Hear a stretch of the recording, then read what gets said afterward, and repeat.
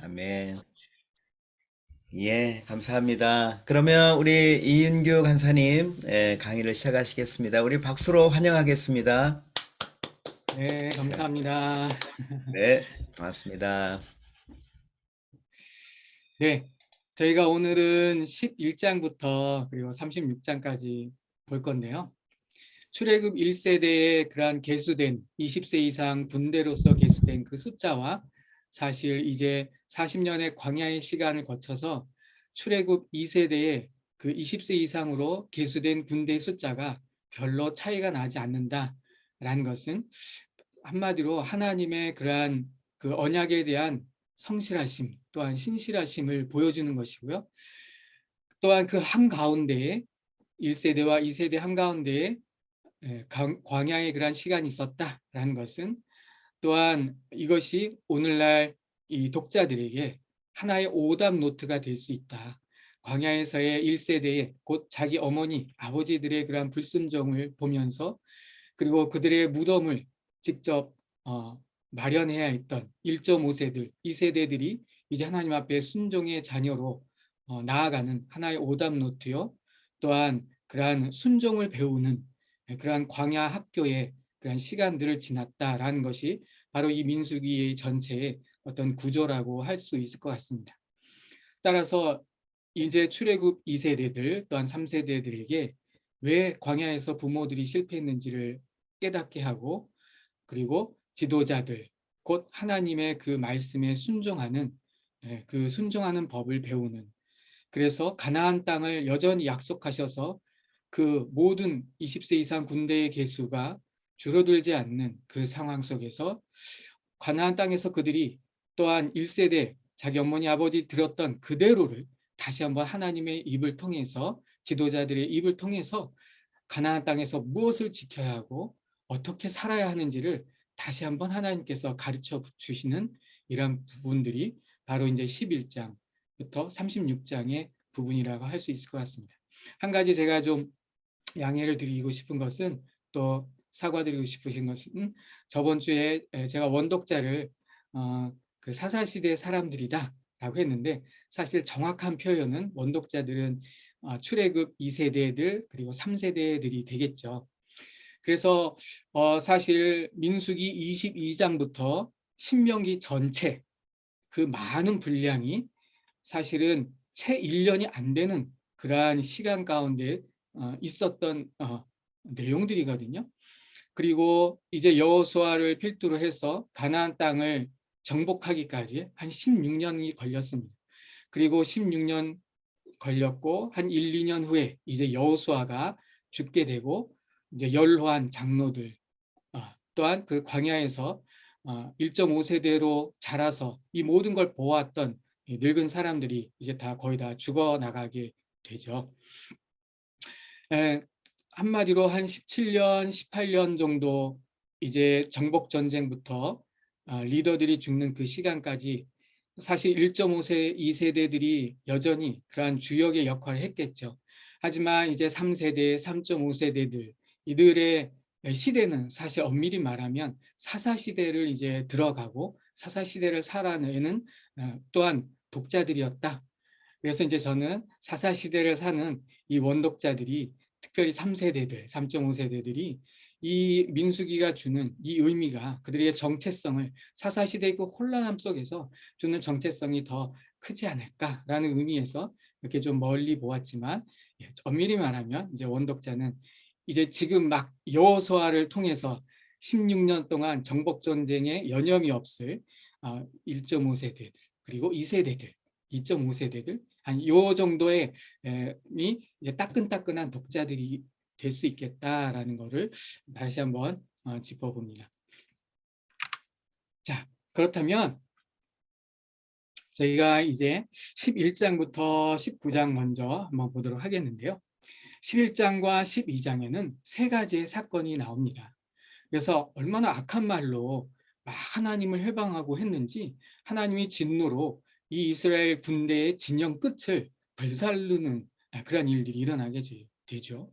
그리고 나서 이제 백성들이 애굽에서처럼 나 고기 먹고 싶어 라고 그들이 울기 시작합니다. 왜 울까요? 하나님이 이 70만이 장정만 70만이 넘는 이 많은 무리에게 어떻게 고기를 주겠냐. 그게 서러워서 우는 거죠. 그러자 이 모세가 이게 얼마나 책임이 막중하고 무거웠는지 정말 하나님 앞에 부르짖죠. 그러자 하나님이 그 마음을, 그 무거운 마음을 정말 이렇게 달랠 필요가 있으셨던 것 같아요. 그래서 정말 하나님의 영을 70명을 따로 불러낸 그날 리더급 사람들에게 영을 부어주시죠.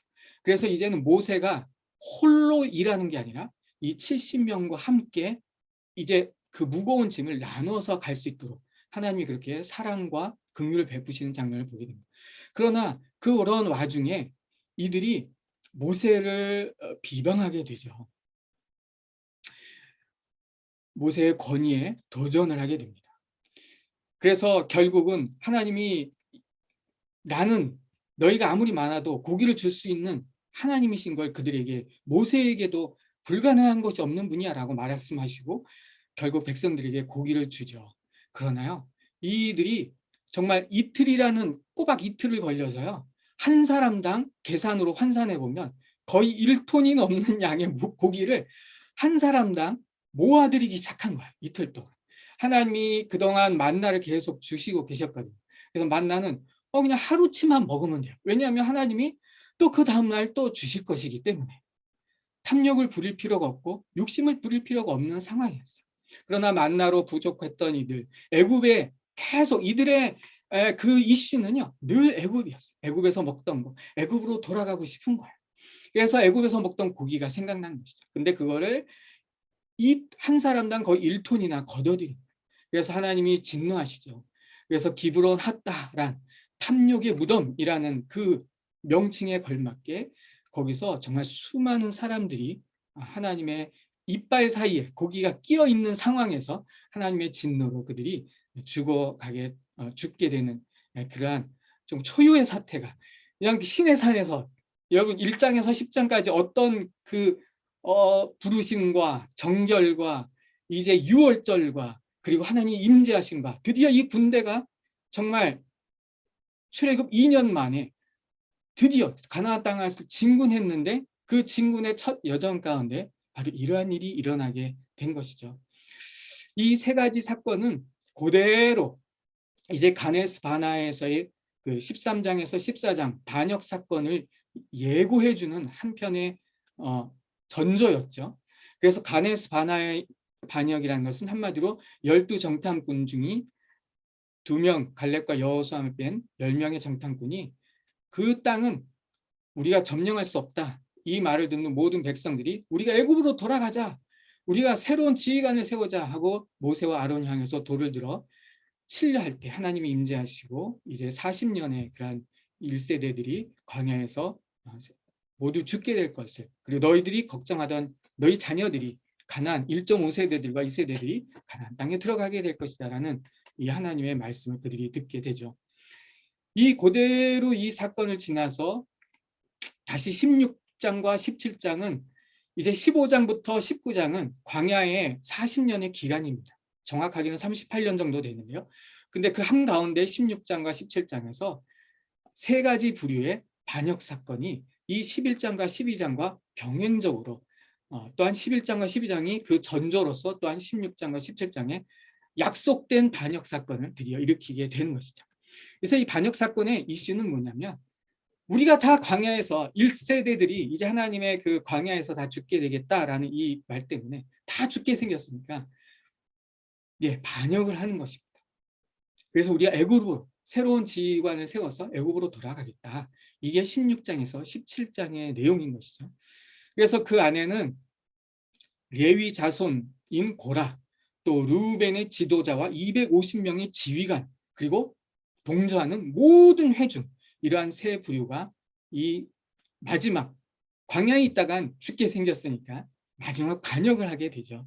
그러나 하나님께서 또 그들 가운데 정말 땅을 갈라서 다단과 고라, 아비람을 포함한 온 가족이 정말 땅이 갈라지면서 모든 재물과 함께 산채로 그 표현대로 수월로 내려가는 그러한 또한 모세와 아론의 향로를 제외한 대적했던 250명이 들었던 그 향로에서 불이 나와서 그들이 불살라지는, 그리고 아론의 쌍난 지팡이를 통해서 다시 한번 아론의 권위가, 하나님의 권위가 무엇인지를 그들에게, 그러면서 15장과 그리고 18장 19장에 앞뒤로 감싸면서 16장과 17장을 앞뒤로 감싸면서 가나안 땅에서 지켜야 할 규례가 무엇인지를 계속 말씀하시는 하나님의 모습을 우리가 발견하게 되는 것입니다. 또한 재미있는 것은 18장과 19장에 보면 특별히 시체에 대한 정결 규례가 주 내용이 되고 있어요. 이 상황에 이게 무슨 가나안 땅에서 그렇게 하라는 건가? 물론 가나안 땅에서도 이 시체를 만지면 부정하게 되기 때문에 그거에 대한 내용이기도 하겠지만, 이 1세대들이 얼마나 계속적으로 광야 40년 동안 죽어나갔는지 그 시체에 대한 정결 규례에 가장 시급하고 가장 필요한 규례였기 때문에 또한 여기 이 부분에 들어가지 않았을까. 한편에는 계속 하나님이 가나안 땅에 대해서 이들에게, 특별히 그들의 자녀들에게, 1.5세들에게 여전히 약속하고 계시는 하나님의 모습과, 또 하나는 이 지금 죽어나가는 이 자기들의 1세대 부모들의 그 시체를 이 부정을 타지 않고 처리하면서 그들의 불순종의 결과가 무엇이었는지 이 1.5세대와 2세대들이 눈으로 그리고 말씀으로 그들이 배우는 그런 광야 학교의 과정을 지나갔다. 그러면서 그 한가운데 세 가지의 결국 예고되었던 반역의 사건이 일어났지만 하나님이 그 신실하심이 끊어지지 않고 이 세대들을 향해서 다시 한번 그 손을 펴시는 이러한 과정들을 우리가 이 장에서 보게 되는 것이죠. 자, 그렇다면 왜 하나님께서는 그렇게 네.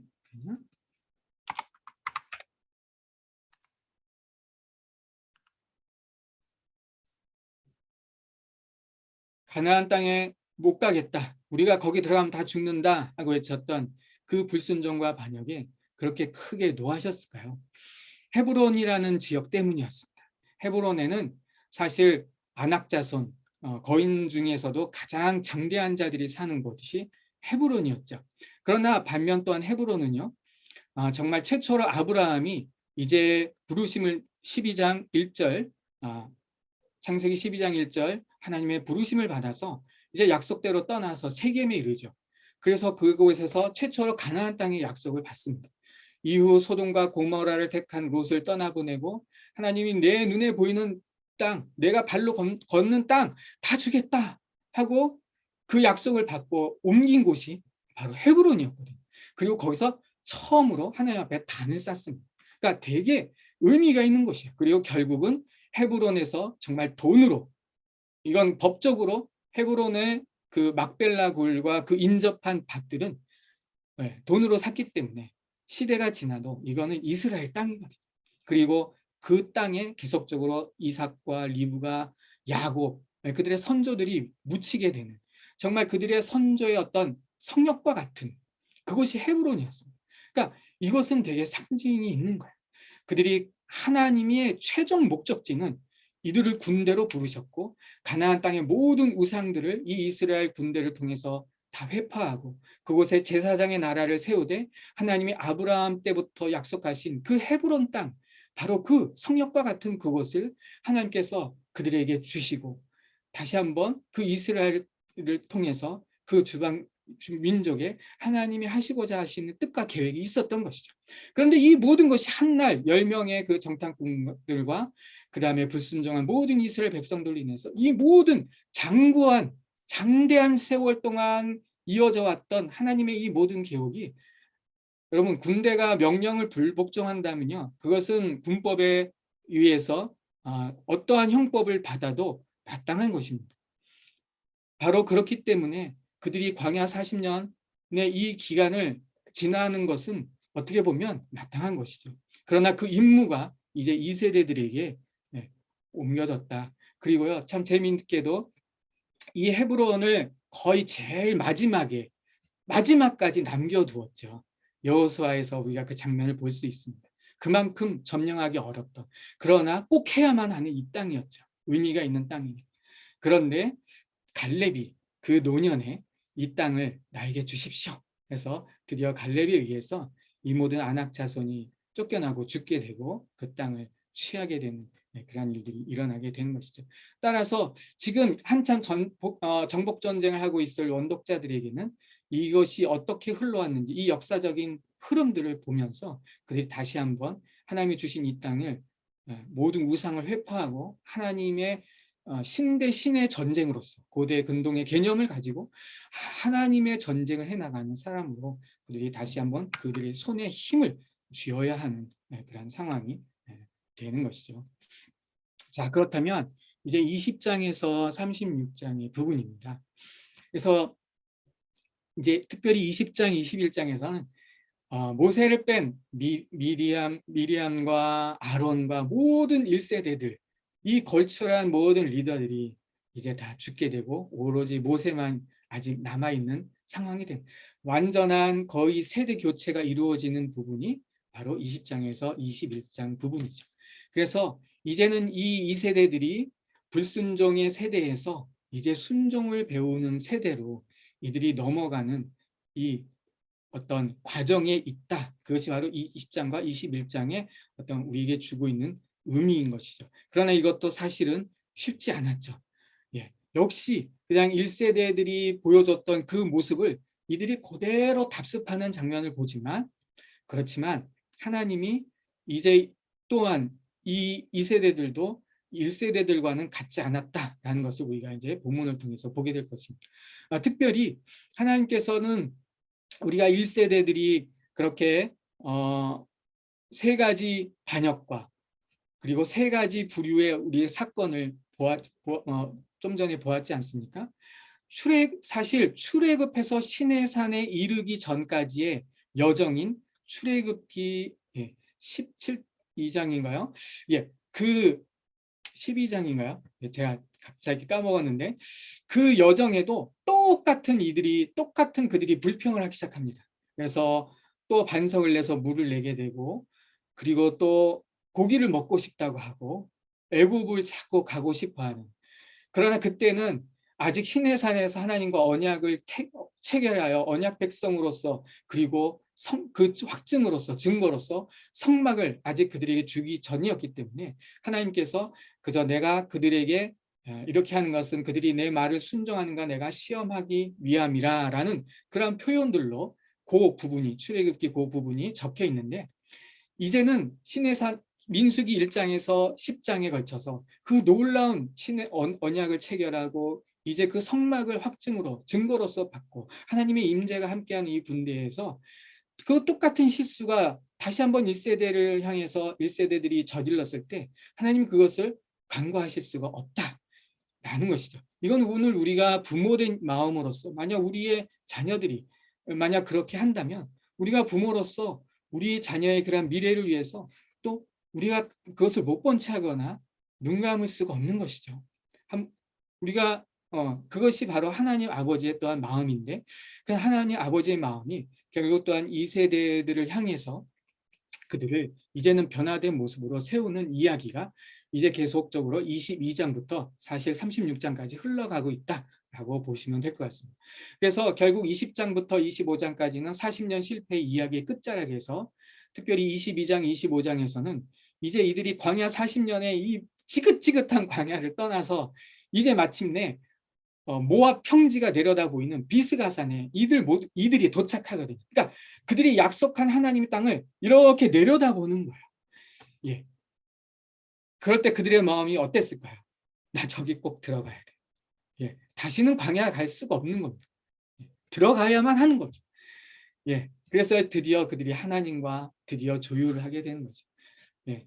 그래서 여러분 잘 아시는 발락과 발람의 하나님이 그 저주를 축복으로 이들을 얼마나 은혜와 사랑으로 이 2세대들을 다가오셨는지 그들이 알지 못하는 이 시간들 가운데 그 저주를 축복으로 변화시키십니다. 그리고 마지막 이 1.5세대들 새로운 세대들이 마지막 비느하스의 창이라고 할 수 있는 마지막 그 시험을 이제 통과하게 되죠. 그래서 이제 두 번째 인구 조사를 하게 되고 이제 28장부터 사실 36장까지는 가나안 땅에서 지켜야 할 이 1.5세대들, 2세대들, 3세대들이 가나안 땅에서 지켜야 할 명령과 규례들에 대해서 계속적으로 이야기하고 있는 부분을 이제 우리가 다루게 될 것입니다. 자, 그렇다면 이제 20장에서 이들이 드디어 38년 만에 다시 가네스 바나에 오게 되죠. 가네스 바나에서 38년 전에 어떤 일이 일어났죠? 이야, 거기서 모든 게 시작된 것이죠. 이 광야 40년이 다시 왔습니다. 예, 그런데 이제 이들이 여기서 이 에돔, 이 파란색 길이 왕의 대로라는 것인데요. 파란색 길.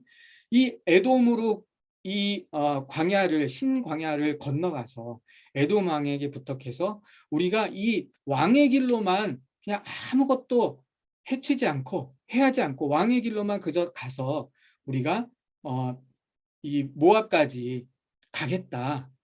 그러니까 통과하게 해달라. 하지만 에돔 왕이 허락을 하지 않죠. 그래서 결국 그들이 화살표 방향대로 다시 홍해 엘랏이라는 지역으로 가서 다시 그것부터 다시 광야길로, 그 당시 사람들이 다녔던 광야길로 다시 돌아서 이렇게 가게 됩니다. 그것이 이제 20장의 어떤 우리가 얻을 수 있는 정보죠. 그런데 이 과정 속에서 이들의 마음이 상했어요. 여전히 그 가운데는 아직은 나이가 많은 그런 1세대들도 약간 있을 수 있는 상황이고, 그러나 대부분은 이제 새로운 세대들이겠지만 여전히 똑같은 이제 그 상한 마음을 가지고 음식을 인해서 또 원망하기 시작합니다. 그래서 이들이 원망의 최종판은 다 이걸로 끝나요. 민수기 한번 살펴보시면 애굽이 더 나았다. 애굽으로 돌아가고 싶다. 이것이 그들의 어떤 원망의 최종 결론이거든요. 하나님이 제일 싫어하시는 것이죠. 왜냐하면 하나님의 목적과는 정반대되는 그런 말이기 때문입니다. 그래서 하나님이 결국 불뱀을 보내시고, 여러분 잘 아시는 것처럼 그러한 노뱀을 쳐다보게 하셔서 그러한 다시 한번 그들을 살려주신, 구원해 주시는 그러한 역사들이 일어나게 되죠. 그래서 그들이 순종이 무엇인지 다시 한번 배우게 되고, 그래서 돌아가는 길이지만 이 길을 쭉 올라가서 비스가산, 아까 말씀드린 대로 이제 그 비스간의 산에서 이렇게 쳐다보게 되는 거죠. 바라보게 되는 것이죠. 그들에게 약속해 주신, 그들의 사실 1세대들에게 약속해 주셨던 이 땅을 40년 만에 이제 바라보는 이들의 모습을, 감개무량한 모습을 우리가 함께 보게 되는 것이죠. 더 놀라운 것은 이 장면을 보기 전까지 이미 요단 동편에서 그들이 바로 아모리 왕 시온, 곧 에돔의 땅을 불법으로 점령해서 탈취했던 그 아모리 왕 시온이 점령했던 그 땅을 이스라엘 백성들이 하나님의 역사로 다시 취하게 되었고, 또한 바산 왕 옥의 그 나라를 진멸하여서 사실 요단 동편에서도 꽤 넓은 그러한 땅을 하나님께서 그러게 허락해 주시고, 그리고 하나님이 함께 하시는 전쟁이 무엇인지, 또 하나님께 순종할 때 하나님께서 복을 주셔서 어떻게 이기게 하시는지를 이미 그들의 기대와는 그들이 상상할 수 없는 방법으로 돌아가는 그런 먼 여정이었지만 이 길을 통해서 그들이 이런 값진 교훈을 얻게 되는 것이죠. 자, 그런데 이제 이 과정 가운데 이제 모압 평지에 이들이 이제 주둔하고 있는 상황 속에서 이제 높은 곳에서 이 모압 왕이 이들을 바라보고 있으니 얼마나 근심이 크겠습니까? 사실 하나님은 어디를 가든 에돔과 모압 반모는 그 선조에게 주신 땅이니까 건들지 말라고 약속을 하셨거든요.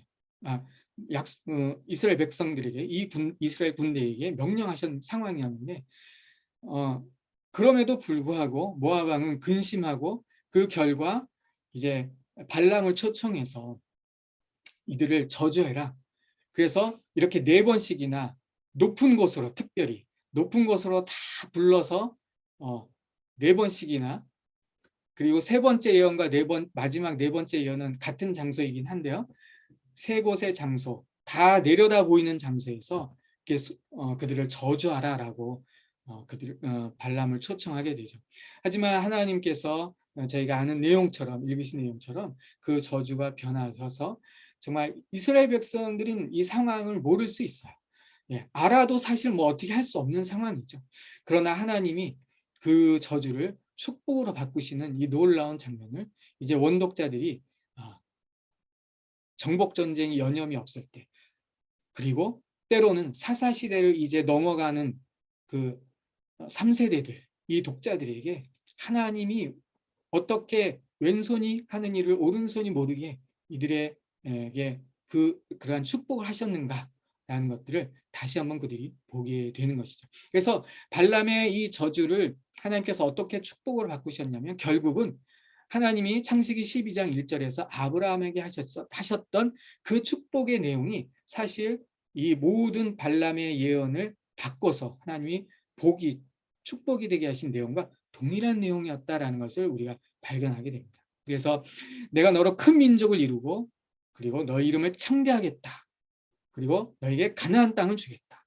그리고 복이 되게 하시되 내가 땅의 모든 족속이 너로 말미암아 복을 얻게 하는 그런 복의 근원이 되게 하겠다. 결국 하나님이 다시 한번 이들에게 그들의 선조와 맺었던 이 언약 백성의 이 정체성이 무엇인지 이 2세대들 그리고 1.5세대들에게 다시 한번 이 숨겨졌던 이 사건을 다시 한번 드러냄으로 인해서 그들에게 다시 한번 알려주는 그러한 장면들을 우리가 보게 되는 것입니다.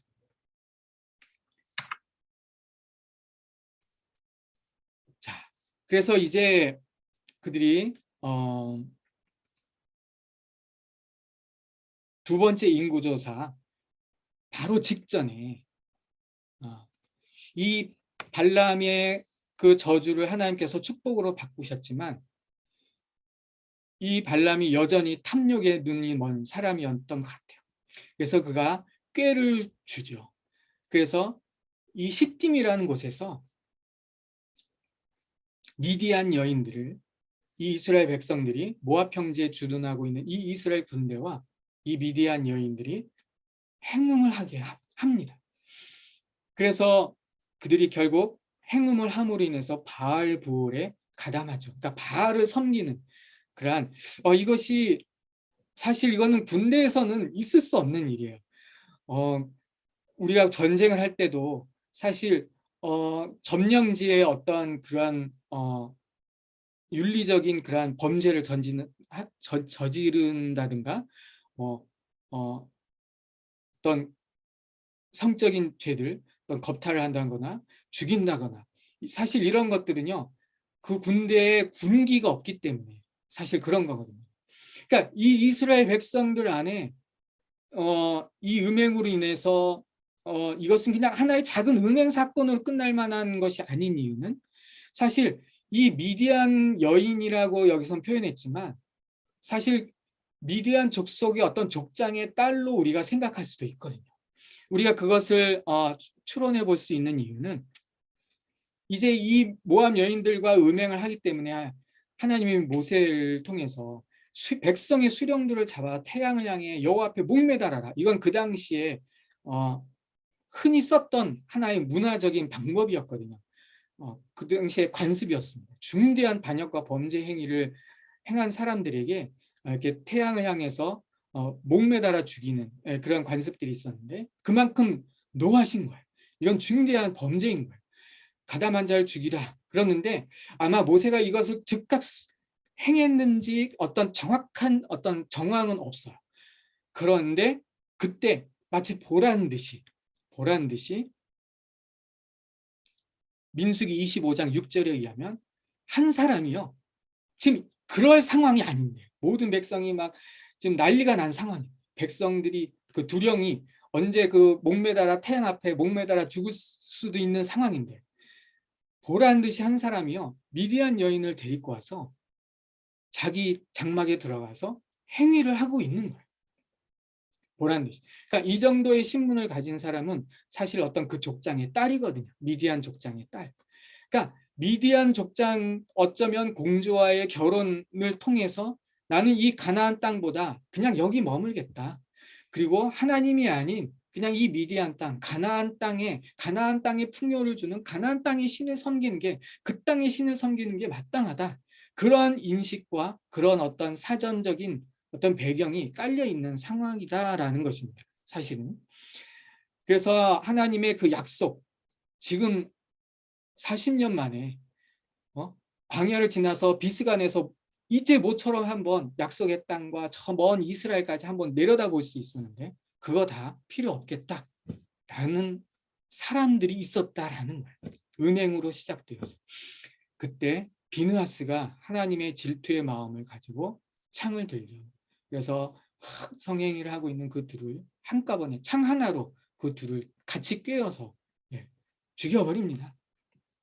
그자 하나님이 그러자 2만 4천 명이 연병으로 죽어갔던 그 상황이 2만 4천 명에서 끝나고 다시 한번 많은 사람들을 살릴 수 있게 되었고, 그리고 하나님이 비느하스에게 너는 영원히 제사장 직분을, 하나님의 마음에 합당한 그 질투의 마음, 하나님을 향한 그 질투의 마음, 그 약속에 대한 질투의 마음, 그것을 보시고 하나님께서 그에게 이러한 약속들을 해주시는 장면을 보게 됩니다. 사실 이것이 이 1.5세대들이 통과한 그러한 마지막 그러한 헌신의 장면이었다. 여러분, 그들이 12 정탐꾼이 헤브론에서 보았던 것, 거대한 안악 자손들, 그것은 그들이 현실과 믿음 사이에 뭐라 그러죠? 요즘 말로 현타라고 하나요? 현타. 믿음으로 하려고 했는데 현실을 보니까 드디어 현실을 자각하게 된 것이죠. 하나님보다. 그래서 때로는 정말 내가 현실을 믿는 건지, 정말 하나님을 내가 믿고 있는지, 우리가 1세대들의 그 지나간 모습을 통해서 이 원독자들이 깨달아야 하는 것이죠. 그런데 그와 똑같은 것이 바로 이 장면인 것이죠. 사실. 어떻게 보면 되게 비참한 장면이에요. 어떻게 그럴 수 있지? 만약 여기 1세대들이 여전히 남아 있었다면 저들이 이제는 우리 자식까지도 죽이려고 한다. 막 이렇게 할 수도 있었을 것 같아요. 충격적인 상황인 것이죠. 하지만 이것은 하나님 편에서 보면 정말 다시 한번 하나님이 약속해 주신 이 약속, 믿음과 이들이 다시 한번 새로운 세대였음에도 불구하고 다시 한번 정말 정금과 같이 시험을 통과해야 하는, 그래서 정말 1세대 중에 마지막까지 남았던 1세대가 이 2만 4천 명에 혹시 들진 않았을까? 저는 한번 그렇게 한번 그냥 재밌게 상상을 해봅니다. 예, 하나님의 현타여죠. 하나님의 현타, 하나님의 입장에서도. 하나님의 약속과 정말 여전히 따로 놀고 있는 이들의 이 모습들이 정말 현실의 이 괴리감을 주는 것이죠. 그러나 그것이 오늘 우리에게는 영적인 괴리감으로 우리가 그것을 민감하게 받아야 하는 것이죠. 그러나 그 영적인 민감함에 비느하스가 이 창을 든 비느하스가 바로 그러한 사람이었다라는 것. 그래서 그 믿음이 정말 정말 1세대들이 뛰어넘지 못했던 사실 그 믿음을, 현실을 보고 안악자손을 보고 뒤로 물러갔던 믿음이 아닌 창 하나를 들고 그 현실을 뛰어넘었던 그런 의미에서 이 믿음이 얼마나 귀한 믿음이었는가를 우리가 인정해 줘야 하고 원독자들도 그것을 분명히 인정해야 해줘야 하는 것이죠.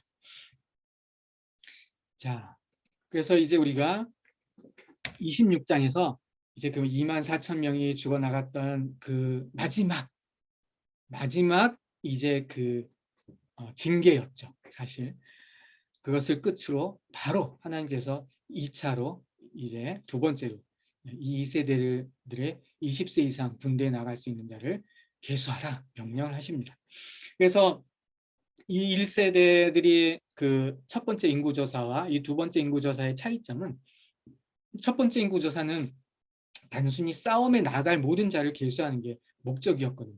왜냐하면 이제 가나안 땅을 향한 첫 진군을 하고 이제 정말 열흘 길만 가면은 가나안 땅과 본격적인 전쟁을 치를 수 있는 상황이었거든요.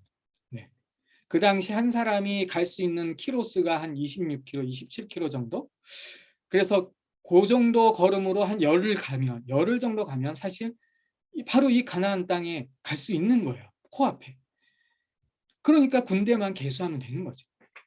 그래서 가문도 간략하게 소개하고 개수하는 거에 집중하지만 두 번째 인구조사는요, 아주 다른 모습을 우리에게 보여주죠. 각 지파의 가문에 대해서 아주 자세하게 소개합니다. 왜냐하면 이 지파들이 결국 약속한 가나안 땅에 들어가서 그 땅을 분배하고 거기에서 살아내야 할 사람들이기 때문에 그 지파를 아주 자세하게 이야기하죠. 그리고 그 가나안 땅을 명수에 따라서 결국 지파와 명수에 따라서 공평하게 나눌 근거로서 또한 이 20세 이상의 군대로 싸움으로 나갈 수 있는 자를 계수하는 것입니다. 그러한 두 가지 목적이 있는 것이죠. 재미있는 것은 첫 번째 인구조사에서는 시므온이 5만 9천 명 정도, 6만 명 정도 되는데 두 번째 인구조사에서는 시므온이 거의 뭐 3분의 1보다는 좀 더 과장하면 거의 반타작이 난 상황이 된 거예요. 이 시므온 지파가 결국 그 마지막 그 발람, 그 고라와 시므온, 또 그 땅이 갈라져서 산채로 재물과 함께 땅에 들어갔던 그 사실 그 주역들이었거든요. 그 시므온 지파. 그래서 이렇게 시므온 지파의 숫자가 반토막이 되었던 이 장면들도 사실 우리가 주목해 볼 필요가 있는 것이죠. 그래서 고라와 그 무리가 죽은 이유에 대해서 나답과 아비후가 왜 죽었는지, 또 여호수아와 갈렙의 1세대가 이미 다 죽어서 여기에 계수에 들지 못했다라는 것을 이 두 번째 인구 조사하는 장면에서 굳이 이렇게 설명해 주는 장면들이 이 원독자들에게 다시 한번 하나님의 그러한 하시는 말씀, 하나님의 그 공의와 그러나 은혜를 지금 계속 사랑을 부어주시지만 하나님의 한번 뱉으신 그 정의와 공의는 그 말씀은 결국 말씀대로 다 이루신다라는 것을 그들이 다시 한번 이 지파의 인구를 특별히 첫 번째 인구조사와 별 차이가 없이 하나님께서 이스라엘 모든 지파의 그러한 아브라함부터 약속하셨던 그 이스라엘의 모든 그 회중의 그 숫자가 거리 나지 않게 하셨다라는 것은 정말 하나님의 은혜가 무엇인지를 다시 한번 보여주는 장면이라고 할 수 있을 것 같습니다. 이후 이제 27장부터 마지막 장까지는 계속적으로 정말 가나안 땅에서 너희들이 어떻게 해야 될지에 대해서 계속 이야기하는 부분.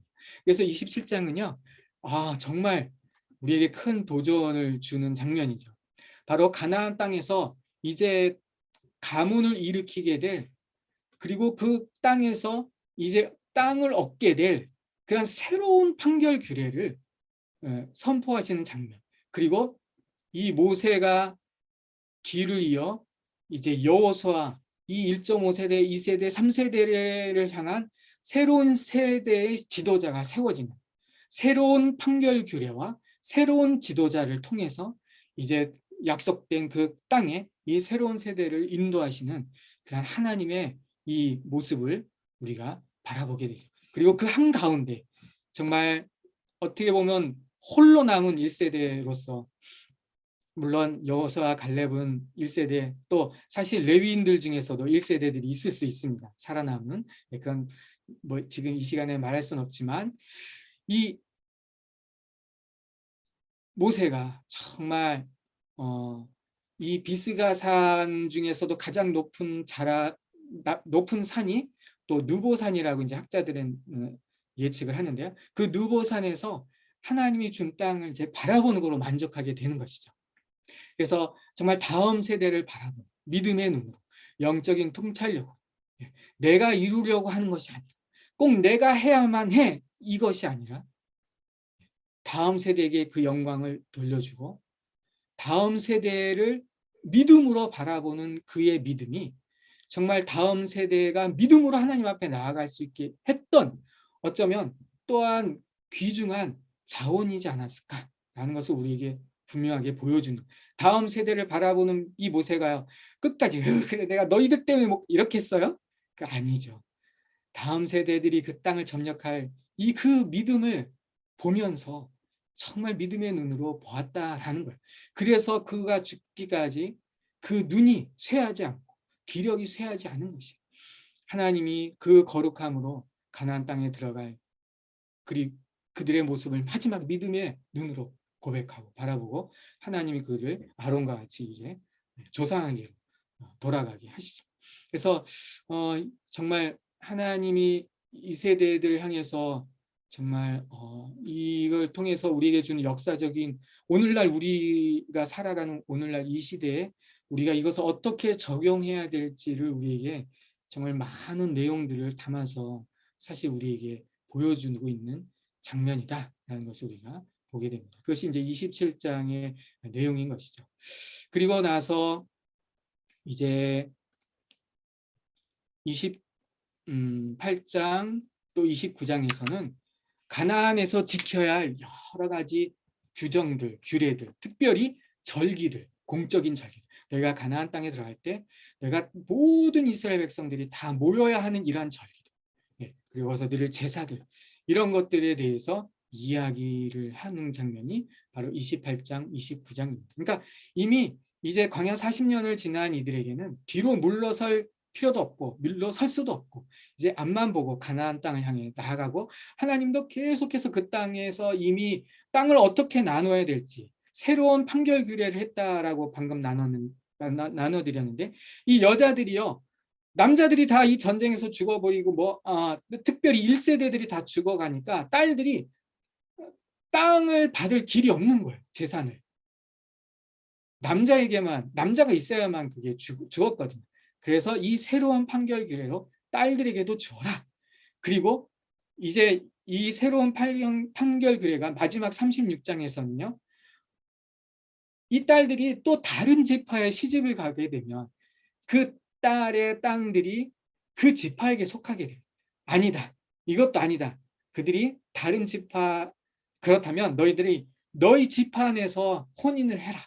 그래서 너희 땅이 그 안에서 계속 대물림이 될 수 있도록 이런 새로운 판결 규례들을 계속 새롭게 하나님의 약속과 그 가치관에 근거해서 이들이 하나님의 율법을 해석하면서 그 율법을 적용해가는 이러한 새로운 판결 규례들을 속에서 이 새로운 세대들이 가나안 땅에서 지켜야 할 그런 절기들을 이제 28장, 29장에서 특별히 30장에서는요. 다 서원에 대한 내용이에요. 서원. 아니 갑자기 무슨 백성들이 가나안 땅에 들어가면 하나님의 그 은혜로 인해서 하나님 앞에 이렇게 서원할 걸 예상하신 것인가? 왜 하필 이렇게 서원에 대해서 30장의 긴 장을 이렇게 할애해서 그들에게 가르쳐 주실까? 이러한 질문을 정말 던져보게 하는 것이죠. 그럴 수도 있는 것이죠. 그들이 정말 서원하고 싶겠죠. 저도 서원할 것 같아요. 거룩하게 구별의 사나 옆에 드리고 하나님께 감사하고 영광을 돌려드리겠죠. 그 약속의 땅을 하나님 주셨는데.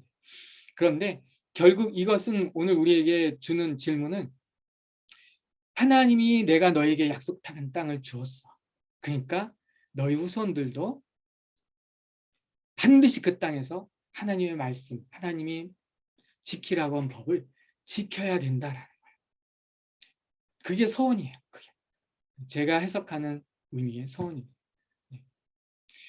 하나님 앞에 많은 약속을 하기 전에 정말 하나님이 가나안 땅에서 하나님의 말씀을 순종할 각오가 돼 있다면 가나안 땅에 들어가라라는 거예요. 내가 그 땅을 주겠다라는 거예요. 1세대처럼 그렇게 하지 말고 가나안 땅에서 내가 반대로 말하면 하나님의 그 신실함과 은혜 안에서 가나안 땅을 너에게 줄 것인데 너희가 그것이 너희에게 주는 의미는 무엇이냐면 그냥 물리적인 땅을 주었으니까 축복이다 이런 의미가 아니라 그 땅에서 너희가 광야 학교를 지나오면서 배운 그 열매로서 가나안에서 나의 법도와 나의 율례와 규례를 지키며 제사장의 나라가 너희가 돼야 된다라는 거예요. 그렇기 때문에 내가 너희에게 그 땅을 준다는 거예요. 그렇기 때문에 그들이 가나안 땅에 들어갈 수가 있는 거예요. 그랬기 때문에 그들이 그 싸움에서 기적적으로 하나님의 초자연적인 능력으로 매번 싸움에서 이길 수밖에 없었고, 하나님께서도 이것이 하나님의 약속이라는 것을 보이기 위해서 그들의 힘으로 이기게 한 것이 아니라 하나님의 능력으로 그러한 모든 싸움들을 이기게 하신 것이죠. 이것이 약속한 대로 땅을 줄 테니 너희도 약속을 지켜야 한다. 너희가 그 땅에서 서원을 하게 될 텐데 그 서원한 거는 반드시 지켜야 돼 라는 것. 그것이 바로 이 30장에, 그러나 그냥 엄마 아빠가 알지 못하고 어떤 자녀가 그냥 경솔하게 한 서원들, 이러한 것들은 무효가 될 수도 있어요. 그러나 성인으로서 지각을 갖고 그러한 사유가 아닌 하나님 앞에 서원한 것들, 하물며 오늘 이 가나안 땅을 허락해 주신 하나님 앞에 그 가나안 땅에서 그들이 하나님의 법도와 율례와 규례를 지켜야 하는 것은 너무나 마땅한 겁니다. 그거는 땅보다 중요한 것입니다. 그게 본질이고 땅은 그 두 번째인 것이죠. 자, 그래서 이제 31장, 33장에서는 이제 다시 한번 이스라엘의 정체성을 한번 다시 한번 확인시켜주는 그런 장으로 보고 싶은데요. 바로 31장에서는 이 미디안 바알보올 시딤에서 바알보올을 섬김으로 인해서 24,000명이 연병으로, 그래서 비느하스가 창을 들 수밖에 없었던 그 원수를 하나님이 갚게 하십니다. 그래서 이 전쟁에서 하나님이 그 철저히 원수 그 발람이 이 전쟁에서 죽게 되죠. 그것은 하나님이 하신 일인 것입니다. 이 일 자체가 하나님께서 내가 너희와 함께하고 내가 너희의 원수들을 너희에게 수치를 주었던 마지막, 사실 그 바알볼에서 24,000명이 죽었던 것이 마지막 그러한 하나님의 어떤 징계였고 이스라엘의 불순종의 어떤 수치의 모습이었거든요. 그런데 이 31장의 이 전쟁을 통해서 이 그들을 정복하게 함으로써 그들의 수치를 씻어주시는 하나님의 모습을 보게 됩니다. 그러면서 하나님께서 33장에서 너희들이 가나안 땅에서 해야 할 일이 무엇인지, 다시 한번 너희들의 정체성이 무엇인지, 너희들은 하나님의 자녀, 너희들은 언약의 백성, 그러나 너희는 또 하나님의 군대야라는 것. 우리가 저번 주 월요일 날 1장에서 10장까지는 우리가 하나님의 군대다, 우리는 그걸 잊고 산다라는 것을 나눴었는데요.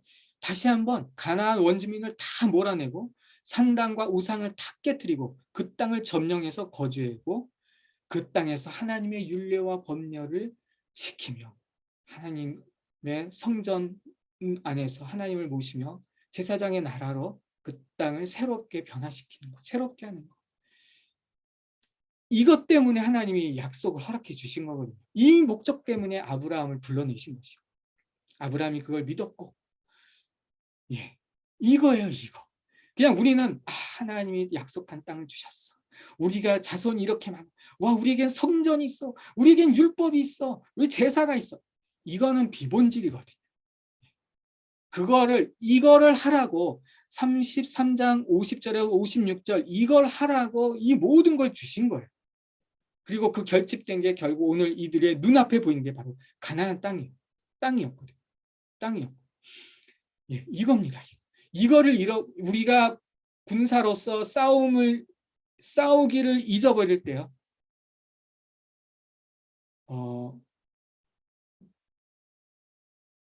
비기는 건 없습니다. 전쟁에서 비기는 건 없습니다. 전쟁에서 이기든 지든 이기지 않으면 지는 거예요. 지면은요 비참합니다. 우리 세상사의 전쟁에서도 그런데 이 죄와의 전쟁에서 진다는 건요 비기는 건 없어요. 회색지대는 없어요. 시간이 없어서 여자분들까지. 그래서 하나님이 다시 한번 그들에게 너희 군대가 그래서 헌신해야 돼. 이거는 헌신을 하는 거. 그래서 특별히 이미 요단 동편의 땅을 약속받은 세 지파에게 계속 집요하게 이 모세가 헌신해 확인하고 다시 헌신해. 그랬더니 이 세 지파, 우리가 가나안 들어가서는 우리가 앞서서 싸우겠습니다. 우리가 앞서서 하겠습니다. 다 점령할 때까지 우리가 제일 앞장서서 하겠습니다. 이게 사실 우리의 정체성, 그들의 정체성이에요. 지금 한참 여호수아를 통해 정복 전쟁을 하고 있는 이들 가운데 이만한 정체성, 또한 사사 시대에 이제 하나님을 떠나 우상을 섬김으로 인해서 블레셋 족속을 통해 이스라엘을 괴롭히면서 너희가 나에게 돌아와야 되는데 이 하나님의 사인조차도 깨닫지 못하는 이들에게 이 헌신이 무엇인지, 너희가 군대로 소집된 부름받은 자들인데 오히려 이방 민족의 군대에게 압제당하는 너희들의 모습은 하나님을 떠난 모습이거든요. 군대라는 자각을 하지 못하는. 그래서 오히려 우리 대신 싸울 왕을 구하는 게 사사기의 주제 아닙니까?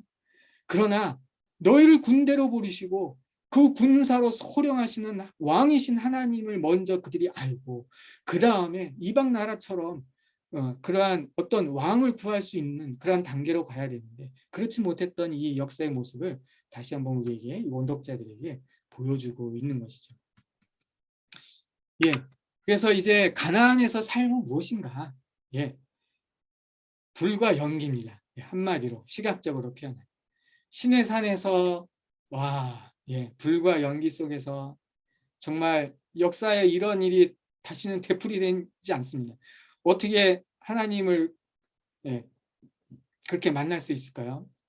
그리고 짐승을 잡아서 모든 백성의 피를 뿌리죠. 그 언약의 피라고. 언약의 피는 구약에서 딱 2번 등장하는데요. 그게 바로 시내산에서 등장. 그때는 제사장이 성전에서 뿌리는 게 아니라 모든 백성에게 다 뿌렸어요. 이 지금 언약 백성인 거예요, 정말. 이 불과 연기가 그대로 이제 성막, 하나님의 약속의 표징 확증으로서 성막을 주셨고 그 성막에 낮에는 구름 기둥, 밤에는 불 기둥. 또 이 연기와 불이 또 그들의 눈에 보이죠. 그러면서 이제 가나안 땅에 들어가서 이들이 해야 할 일이 무엇이죠?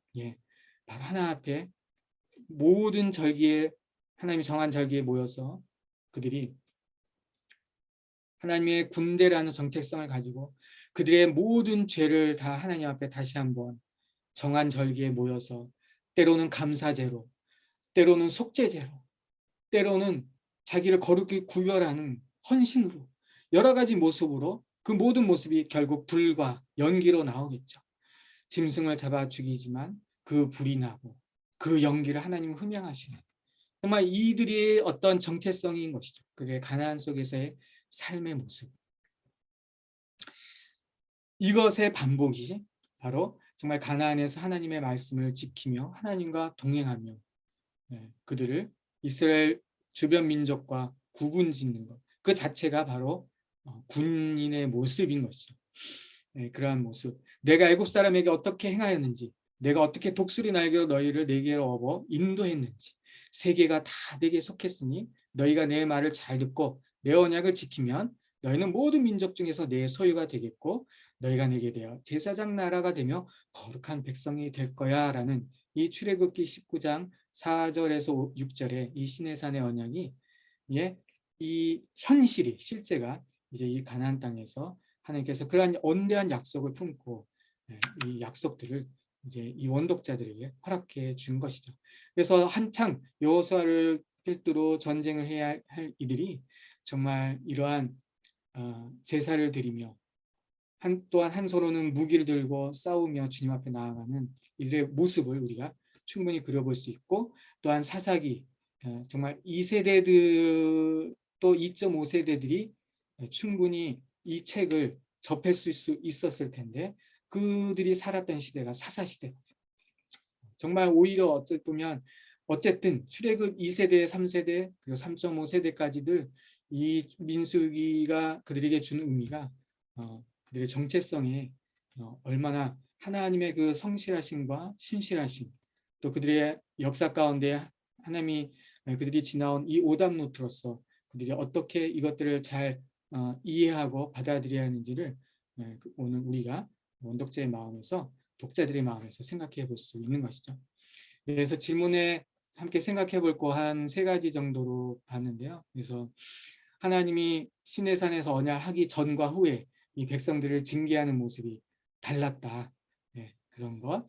또 정말 이스라엘 군대가 광야에서 그렇게 맞서 싸워야 할 진정한 적이 누구? 아니 심지어 여호수아와 함께 정복 전쟁을 16년 동안 해야 할 이들이 정말 싸워야 할 적이 누구였는지, 정말 가나안 족속이었는지 나였는지 한번 다시 한 번쯤, 특별히 1세대의 죽어나간 자기 어머니 아버지들의 모습들을 바라봤던 1.5세대, 2세대들의 이라면 그들의 진정한 적이 누구인지를 그들의 군사로서, 하나님 부르신 군사로서 한 번쯤은 우리가 좀 더 깊은 의미에서 질문해 볼 필요가 있지 않을까.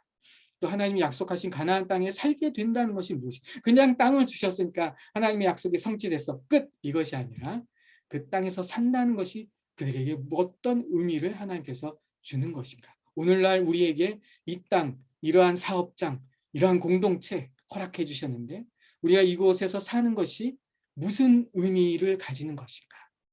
우리에게 다시 한번 우리에게 한 번쯤 적용해 봐서 질문해 볼 필요가 있는 것이죠. 그래서 이 질문들이 전에 다 사사시대에 했는데 그냥 사사시대는 좀 너무 멀게 나간 것 같아서 그냥 출애굽 2세대, 3세대들, 특별히 정복 전쟁을 하고 있을 그들에게 주는 이러한 질문들이 어떤 의미가 있을까? 또 오늘날 우리에게 살아가는 나에게는 또 이것이 어떤 의미가 있을까? 한 번쯤 생각해 보면 또 도움이 되지 않을까 싶습니다. 예.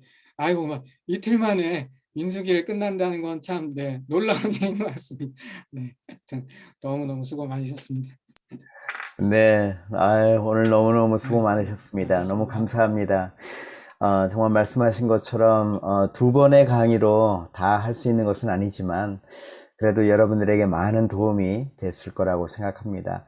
우리 수고해 주신 우리 이은규 간사님에게 다시 한번 감사의 박수 좀 드리면 좋겠습니다. 고맙습니다. 네, 감사합니다. 저희 늘 감사합니다. 기도하겠습니다. 예, 감사합니다. 네. 고맙습니다. 네,